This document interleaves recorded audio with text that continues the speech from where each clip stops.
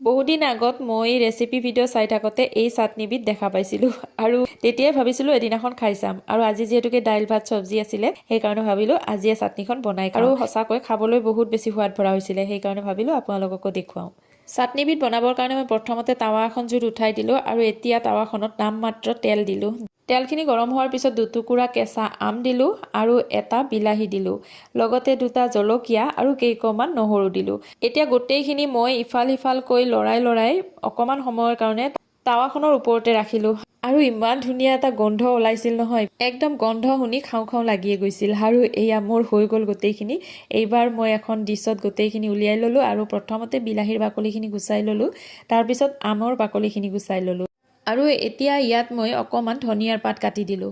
মই আজি বনাবলৈ লৈছোঁ বিলাহী আৰু আমৰ এখন সোৱাদ ভৰা চাটনি। আৰু গোটেইখিনি মিক্সি জাৰ এটাত দি এয়া মই পিচি লৈ ল'লোঁ আৰু মিক্সি জাৰটো দিয়াৰ সময়তে মই ইয়াত সোৱাদ অনুযায়ী নিমখ অকণমানো দি দিছিলোঁ।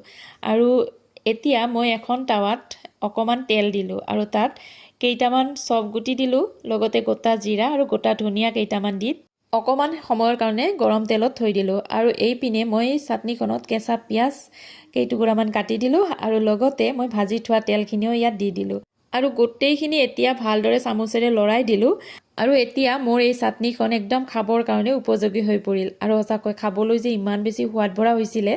আপোনালোকে এনেদৰে চাটনি বনাই খাইছেনে? যদি খোৱা নাই এবাৰ খাই চাব আৰু খাই মোক কমেণ্ট কৰি জনাব কেনেকুৱা পালে। দাইল ভাতৰ লগত এনেকুৱা এখন চাটনি থাকিলে আৰু বেলেগ কি লাগে, নহয়নে বাৰু? গতিকে আজিৰ কাৰণে ইমানেই। মোৰ চাটনিখন দেখি আপোনালোকৰ কেনেকুৱা লাগিছে জনাবলৈ নাপাহৰিব। যদি ভাল লাগিল লাইক কমেণ্ট শ্বেয়াৰ সকলো কৰি দিব। আজিলৈ আহিলোঁ, বাই বাই।